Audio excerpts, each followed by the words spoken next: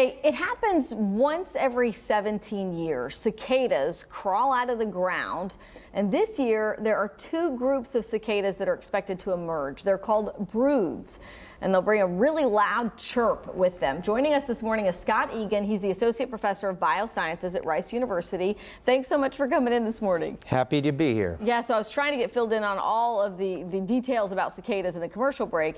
We actually see them more often than once every 17 years. That's right. So right here in Houston, we have annual cicadas. They come out every single year. They're singing in the summers. They're making loud noises in the trees. So we should be familiar with those. The news story is really that there's these periodic cicadas that come out once every 13 or 17 years, and they're emerging in the Midwest and in the Southeast. So when they go in the Midwest and the Southeast, in the Southeast, so then do we see more? Is this one of those years where we'll see more than, say, last year? Yeah, they don't quite make it here. So North Texas, Arkansas, Tennessee, Kentucky, Mississippi, those would be the areas you'll see the periodic cicadas. Okay, so I think this is good news that we won't see more, because I was asking you, what is the purpose? I mean, you know, every insect has sort of a purpose and good things about them. Right.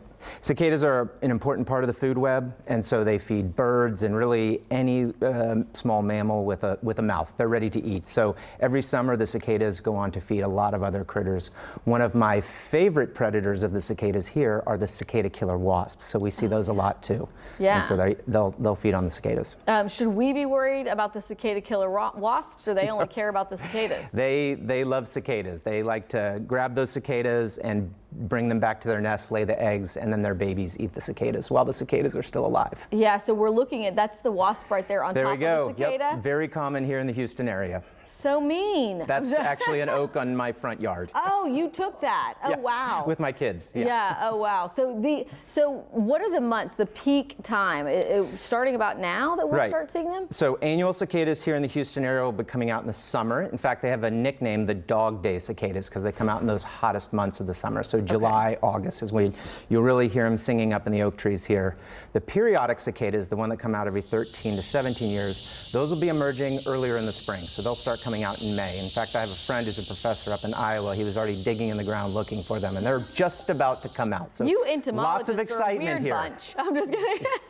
Like big. So here though, because we really only see them in those dog days of summer, are they just in the ground all other times of the year? Yeah, so they live about 99% of their life underground, where they're feeding on the roots of trees. And the trees are fine. They've been living with the cicadas for millions of years.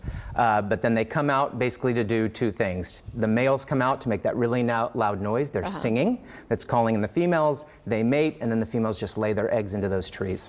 Oh, wow. And so then we'll see them again the following year. Yep. There's nothing dangerous about them. Nope, they don't sting, they don't bite, they feed birds.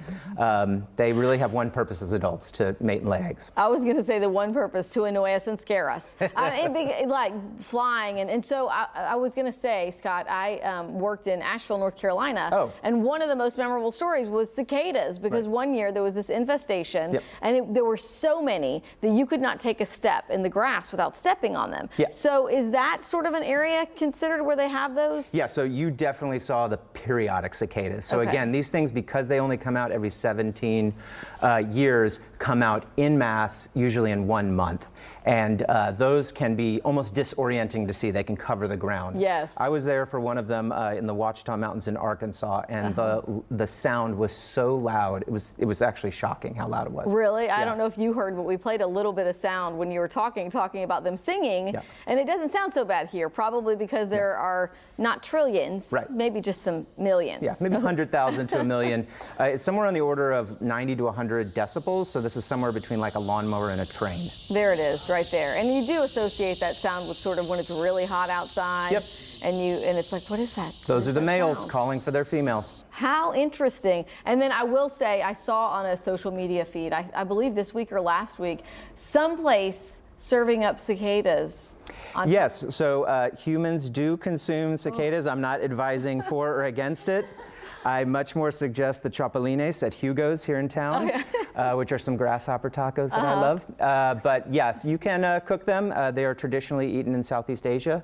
So I have heard a little garlic, butter, and white wine is a great way to saute them up, but I have not tried that myself. All right, well, whatever floats your boat. Scott Egan, thank you so much for coming in this morning and dropping some knowledge on cicadas.